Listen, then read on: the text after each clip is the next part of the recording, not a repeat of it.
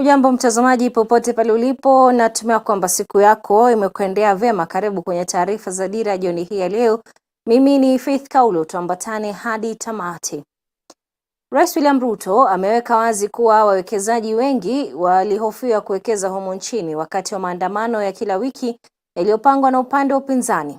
Katika siku yake ya pili kule Nyanza, Ruto amekashifu vikali vurugu iliyoshuhudiwa eneo hilo wakati wa maandamano hayo dhidi ya serikali na kuwashauri wakazi wa eneo hilo kudumisha amani. Gloria Musimbi anatuarifu zaidi. Tumepata watu waegezaji. Akizungumza na wakazi wa mji wa Sindo, Rais William Ruto amesema kuwa uongozi wake utahakikisha kuwa Wakenya wote wamejumuishwa kwenye maendeleo na kuhakikisha kuwa maeneo yote humu nchini yatashuhudia maendeleo makubwa licha ya utofauti wa ngome ya kisiasa. Nataka niwahakikishie ya kwamba Kenya hii tutaunganisha wananchi wote wa Kenya. Hakuna wananchi wa upinzani. Tuko na viongozi wa upande wa serikali na viongozi wa upande wa upinzani. Lakini wananchi wote wa Kenya ni wananchi wa nchi moja na tutawafanyia kazi bila ya ubaguzi wowote. Kwenye matamshi yake, Ruto ameonekana kutupilia mbali mtazamo wa naibu wake Rigathi Gachagua, ambaye kwa mara zaidi ya moja amesisitiza kuwa watakaofaidika na maendeleo ni wale waliopigia kura uongozi wa Kenya Kwanza. Tumesema sisi wote tuwe Kenya moja. Rais leo hii akiahidi wakazi wa Sindo na eneo la Nyanza kwa jumla kuwa licha ya eneo hilo kuwa ngome upande wa upinzani, hawatatengwa kwenye maendeleo. Nyinyi ni wananchi wa Kenya, si ndio? Na nyinyi mnalipa ushuru, si ndio? Na mimi ndio rais wa Kenya, si ndio? Na serikali ni serikali ya Kenya. Kwa hivyo hii serikali ni serikali yenu. Aidha, rais amewashauri wakazi wa Nyanza kudumisha amani, huku akirejelea vurugu iliyoshuhudiwa wakati wa maandamano dhidi ya serikali, maandamano yaliyopangwa na upande wa upinzani. Rais alisema kuwa hali ya vurugu, machafuko na hata rabsha kutokana na kuwepo kwa maandamano yatazuia kushuhudiwa kwa maendeleo na hata kuwafurusha wawekezaji. Nimepata watu waegezaji. Nimepata watu ambao wanataka kuweka vifaa ya utalii hapa kwenu. Sawa? Lakini wameniuliza jambo moja, ya kwamba tunasikia huko kwenu. Unajua nikiwa huko Ulaya, wananiambia tunasikia huko kwenu ni mahali ya vita, na ni mahali ya fujo, na ni mahali ya watu inaharibiwa. Mahali ya kufanya maandamano sijui kila Jumatatu sijui lini. Mimi nauliza nyinyi, hii mambo ya maandamano ya kuharibu mali ya watu na kuharibu mambo ingine itaendelea hapa Homa Bay? Itaendelea hapa Homa Bay? Wito wake ukiwa wa kudumishwa kwa amani kote nchini licha ya utofauti wowote ule wa kisiasa, ili kuhakikisha kuwa taifa la Kenya halipotezi nafasi za uwekezaji kutoka nje kwa hofu ya uharibifu wa mali. As the people of Kenya, make sure that we are a peaceful nation and we are a people that appreciates property, appreciates business, so that we don't destroy people's property and business. Otherwise, we are going to lose investment. Na mimi sitaki tena nisikie watu wamekosa kuegeza mali yao Homa Bay kwa sababu iko fujo. Kwani mnapata faida gani kwa hii fujo? Iko faida inapatikana kwa mambo ya maandamano? Hapana, mimi maneno hiyo nimekataa. Ama ni aje watu wa Homa Bay? Akizungumzia utata ambao umewakumba wavuvi ziwani Victoria, Rais Ruto amesema kuwa atafanya mkutano naye Rais wa Uganda Yoweri Museveni ili kuafikia makubaliano yatakayoona kuwa mataifa haya mawili yanashirikiana. Kubaliana watu wa Sindo. Gloria Musimbi, Dira ya Hope TV. Mtazamaji, tusalie tu na taarifa yake Rais William Ruto eneo la Nyanza. Na ni kuwa leo hii rais amefungua ofisi za chama cha UDA katika kaunti ya Homa Bay hii leo. Kulingana na Ruto, hatua hii ni ishara kuwa chama cha UDA kinalenga kuwajumuisha Wakenya wote chamani humo pasipo kujali kabila. Rais Ruto amesema kuwa chama hicho kinalenga kufungua ofisi za chama maeneo mbalimbali humu nchini kwa matayarisho ya uchaguzi chamani humo mwezi Disemba. If we are serious as leaders, any serious leader in Kenya who runs a political party, you cannot run a political party using your ethnic community. if you are serious about building a Kenya that belongs to all Kenyans. And that is why we must work hard as UDA to make sure that we sell our programs, we sell our agenda to the people of every region and every community, so that every community and every region can identify with the agenda of UDA, with the agenda of Kenya Kwanza, so that we can move together as a nation. Tumekubaliana chama inaanza mashinani, si ndio? Na ndio sababu tumesema tarehe 9 Disemba tunachaguana kutoka polling center. Pale mahali unaendanga kupiga kura, tunataka wananchi waanze kupiga kura kwa polling center. Ndio tuende kwa ward, ndio tuende kwa constituency, ndio tuende kwa county, ndio tuende Nairobi tuchague wanachama na viongozi wa UDA wa kitaifa. Watu wa hapa Homa Bay mtaungana na sisi katika hiyo safari? Watu wa Homa Bay mko tayari kwa chama ya UDA? Hii chama ya serikali. Harambee! Harambee! Wale wa jamaa wajasikia vizuri. Harambee! Naye naibu wa rais Rigathi Gachagua amejitangaza kama mpatanishi wa viongozi kutoka Mlima Kenya na kujitweka jukumu la kuwavuta upande wake viongozi wote wa Mlima Kenya walio kwenye muungano wa Azimio la Umoja. Akizungumza leo hii kule Tigani ya Mashariki, Gachagua amesema kuwa lengo lake ni kuhakikisha kwamba viongozi wote wa Mlima Kenya wamejiunga na Kenya Kwanza ni kabla ya uchaguzi mkuu ujao. Lengo kuu bila shaka likiwa kuona kwamba viongozi hao wanamuunga mkono Rais William Ruto. We were divided as a region. One faction led by President Uhuru Kenyatta ikasema itaenda kwa mzee yule Raila Odinga. Another faction iliongozwa na mimi tukasema twende kwa Rais William Ruto. Tulipoenda kwa debe tukagawanyika. Watu ya Mlima Kenya, the majority wakanifuata. Tukapigia Rais William Ruto 87%. Nayo 13% wakafuata Rais Uhuru Kenyatta, wakapiga kura 13%, ikapotea na ile mzee ya kupotea. Sasa mimi nimeketishwa chini na wazee. Nimeketishwa chini na watu ya kanisa. Nimeketishwa chini na wale watu wamechaguliwa. Na wameniamrisha, na mimi ni mtu ya kusikia. Because I listen to the people. Mimi ni kiongozi ambaye anaheshimu maoni ya wananchi. It is the decision of the Mount Kenya region that has instructed me, instructions that I will follow to the letter, to do whatever is within my power and ability, to reach out to everybody and unite the Mount Kenya region behind President William Ruto. That I'll do. I'm equal to the task and I've already started. Mageuzi kwenye baraza la mawaziri yanaendelea kuibua hisia mseto miongoni mwa Wakenya, hususan viongozi mbalimbali. Mbunge Joseph Tunui wa Kirusoi Kusini amejitokeza hadharani kuunga mkono mabadiliko yaliyotekelezwa naye Rais William Ruto kwenye baraza la mawaziri.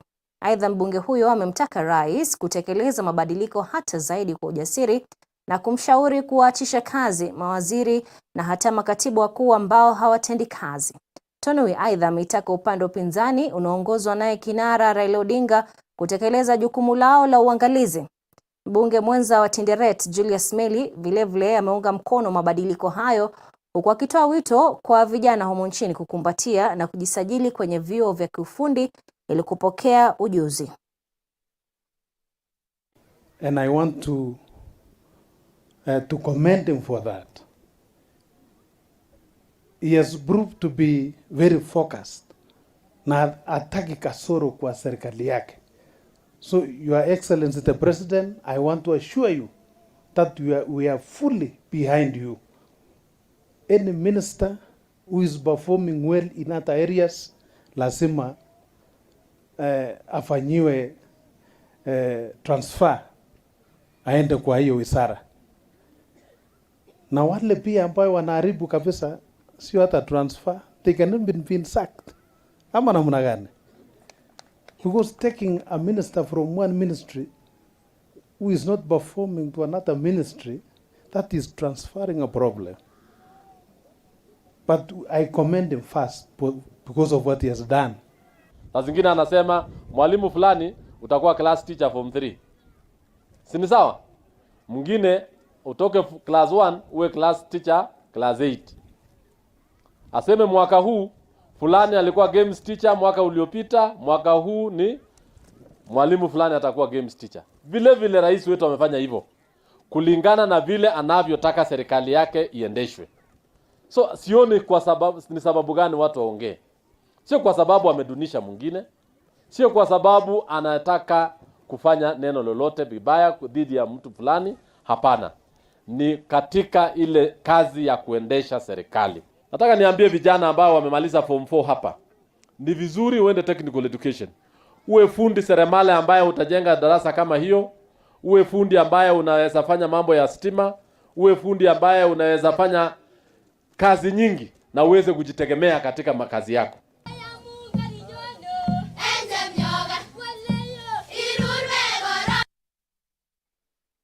Mtazamaji, kampuni ya huduma ya afya ya Zuri imeimarisha juhudi zake za kubadilisha maisha ya wanaougua magonjwa sugu kwa kuongeza ufikiaji wa mpango wa huduma ya utunzaji endelevu katika kaunti 4 humo nchini. Mpango huo kwa kimombo Continuous Care ambao ulizinduliwa mwaka jana unalenga kuwahudumia wale wanaougua magonjwa sugu na kutoa fursa kwa wagonjwa hao kufikia rasilimali za matibabu zinazofaa. Mkurugenzi mtendaji wa kampuni ya Zuri Ikechuku Wanoke amepongeza serikali kwa hatua yake kupitisha miswada ya afya iliyopendekezwa, akibainisha kuwa miswada hiyo itafanikisha ajenda ya afya kwa wote na hata kuimarisha huduma za afya.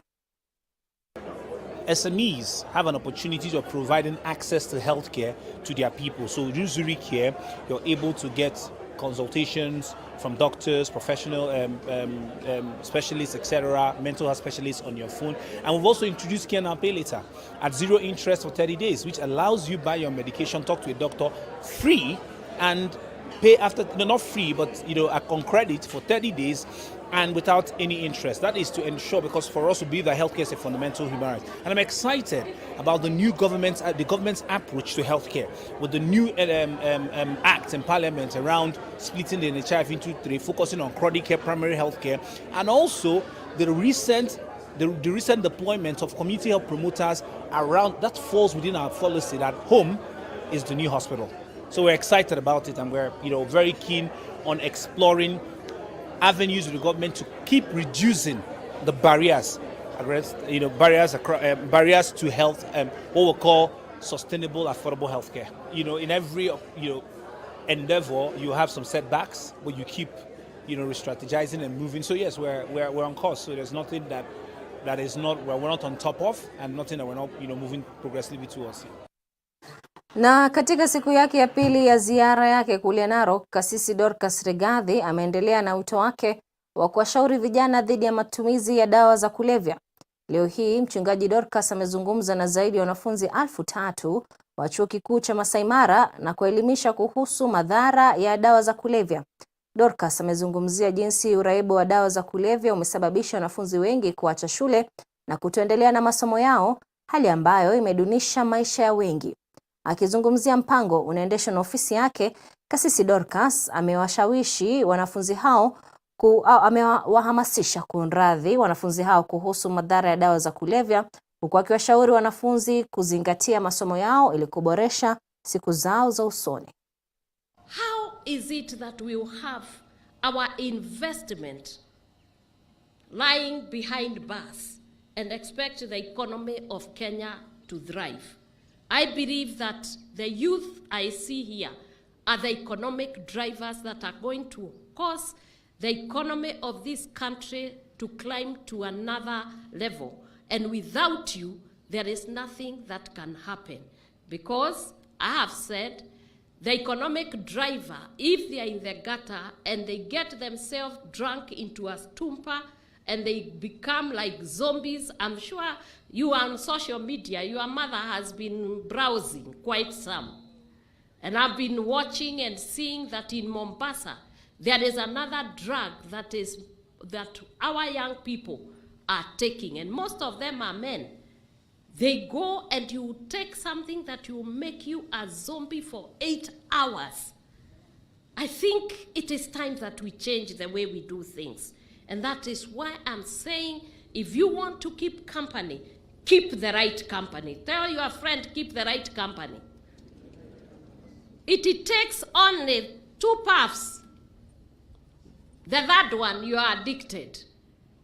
By the 5th, the 6th, and the 7th, you are already one of the victims we are calling that you are sick, and you are heading for mental illness.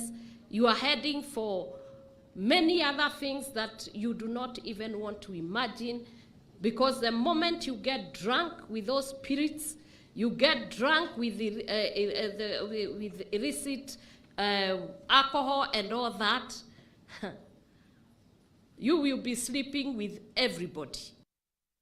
Kwingineko ni kuwa mbunge wa Fafi Sala Yacob amemshauri Rais William Ruto kumteua mshauri maalum atakayemuunganisha na viongozi wa eneo la kaskazini ili kuhakikisha kwamba amefahamishwa kwa kina masuala yanayokumba eneo hilo la ukame. Fafi amekiri kuwa elimu, usalama, miundombinu na kilimo ni miongoni mwa masuala nyeti yanayopaswa kuangaziwa kwa dharura. This is an area which has a lot of calamities. This area is affected by insecurity, which itself curtails delivery of services and relief foods, relief assistance, humanitarian to these areas. You can even see myself, I cannot walk. The national government agencies cannot go to those places without heavy security presence. We want the government to do much more in relation to northern Kenya. There's the issue of Al-Shabaab hitting us, there's the issue of drought which have left, there's the issue of flood. We request the President, His Excellency Ruto, to have an advisor for northern Kenya, so that at least that person can be a link between the President and the national leaders, the elected leaders. So we respect him. We had, when he was the DP, he had an advisor for northern Kenya. We want him to have an advisor for northern Kenya in his office, so that we can have a talk with him instead of us dealing directly with the ministers in a scattered form. So that at least we can sit with that person can sit with the government, the county government, that person can have a talk with the national elected leaders, be it the local legislator or the national government and national assembly legislator, because there are a lot of issues to be tackled in this area. There's the issues of TSC, which you now know is a hot topic in the country. We know he has done an initiative whereby he has given us the quota system, where he waived some of the cluster subjects. As we're talking now today, 700 kids have reported to NEP-TTI and 300 have reported to Mandera Technical. Kando na hayo ni kuwa wafanyabiashara wadogo na wajasiriamali kutoka nchini Nigeria wameitaka serikali ya Kenya kuimarisha ushirikiano wa kibiashara uliopo kati ya mataifa haya mawili. Wafanyabiashara hao wamependekeza kupunguzwa kwa ushuru unaotozwa wafanyabiashara wa Nigeria ili kuongeza kiwango cha biashara kwenye mataifa haya mawili na hata kuongeza mchango katika pato la kitaifa. Ofisi ya balozi wa Nigeria humu nchini kwa ushirikiano na wafanyabiashara mbalimbali kutoka Nigeria na hata Kenya wamejadiliana jinsi ya kukuza ushirikiano huu, fursa za biashara na ukuaji wa kiuchumi katika nchi hizi mbili. Kulingana na mkurugenzi mtendaji wa Zuri Ikechukwu Anoke, kuimarisha uhusiano kati ya nchi hizi mbili kutaongeza pato la taifa la Afrika, kwani Kenya na Nigeria ni wahusika wakuu wa kiuchumi katika kukuza ukuaji wa kiuchumi barani Afrika. Kenya plays a critical role in the economy and the GDP of Africa itself. And in this case, with the technology that is being leveraged in Kenya, we see a lot of interaction between Kenya and Nigeria. And this is because of the services that are offered in Nigeria and the technology that is curated in Kenya. So out of this, I think one of the things that I would like to let the government and businesses know is that if we make ease of doing business in Kenya, I think Kenya should be able to sprout from number 5 in the economic scale to bigger than maybe even number 2 or number 1.